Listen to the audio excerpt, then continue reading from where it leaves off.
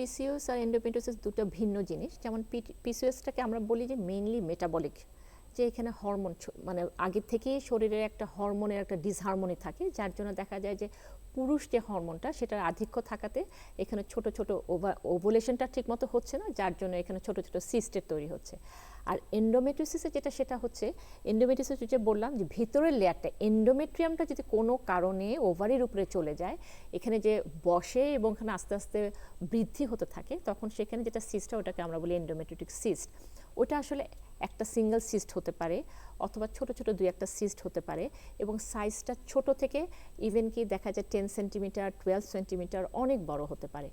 এবং পলিসিস্টিকে কিন্তু ছোট ছোট ছোট ছোট পার্লের মতো, এরকম একটা ওভারিতে পার্লের মতো ছোট ছোট অনেক সিস্ট থাকে, যেটা কিনা আমরা বলি 2 থেকে 10 মিলিমিটার এতটুকু হবে। কিন্তু এই যেটা আমরা বলি এন্ডোমেট্রিওটিক সিস্ট সেটা কিন্তু বেশ বড় হতে পারে, ইভেন ওই যে বললাম 10-12 সেন্টিমিটার পর্যন্ত হয়ে যেতে পারে। তো এটা একটা। আর পিসিওএসে সাধারণত ব্যথার কথাটা বলবে না। পিসিওএসে সাধারণত দুইটা ওভারিতেই ইনভলভ হবে, যেহেতু এটা একটা পুরা মেটাবলিক ডিজিজের মতো দুইটা ওভারিতেই থাকবে। কিন্তু এন্ডোমেট্রিওটিক সিস্ট ইউজুয়ালি একটা ওভারিতে থাকে ইউজুয়ালি। এবং ওই যে বললাম মাসিকের ব্যথাটা, এই মাসিকের তীব্রতা দেখেই বোঝা যাবে। এবং এখানে মাসিকের গন্ডগোল, মাসিকের সাইকেলের কোনো গন্ডগোল হবে না এন্ডোমেট্রিওসিসে। প্রতি মাসে মাসেই সাইকেল হচ্ছে এবং ব্যথা, খুবই ব্যথাযুক্ত একটা সাইকেল হচ্ছে। আর পলিসিস্টিক ওভারিতে অন দ্য আদার হ্যান্ড দেখা যায় কি যে মাসিকই হচ্ছে না ঠিকমতো, 3 মাস 4 মাস 6 মাস পর্যন্ত মাসিকের গন্ডগোল হয়ে যাচ্ছে, হচ্ছেই না মাসিক। কেন? ওখানে একটা আমরা বলি যে ইনসুলিন রেজিস্ট্যান্সের ব্যাপার থাকে, যে ওয়েট যদি কমানো যায় তাহলে ইনসুলিন রেজিস্ট্যান্সটা কমানো যাবে। ইনসুলিন রেজিস্ট্যান্স কমানো গেলে নর্মাল যে হরমোনটা আমাদের ওভারিতে কাজ করার কথা ছিল সেই হরমোনটা আবার, যেটা ডিসহারমোনি ছিল, এই হারমোনিটা আবার চলে আসে।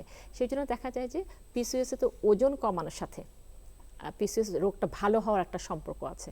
যে দেখা গেল যে তখন আমরা বলি যে পিসিওএস নিয়ে আমাদের একটাই চিন্তা থাকে যে পিসিওএসের পরবর্তীতে যেটা আমরা বলি যে হাইপার ইনসুলিনেমিয়া থাকার জন্য এসব রোগীরা পরবর্তীতে ডায়াবেটিস, প্রেশার, হার্টের সমস্যা, অনেক ধরনের সমস্যায় ভোগে।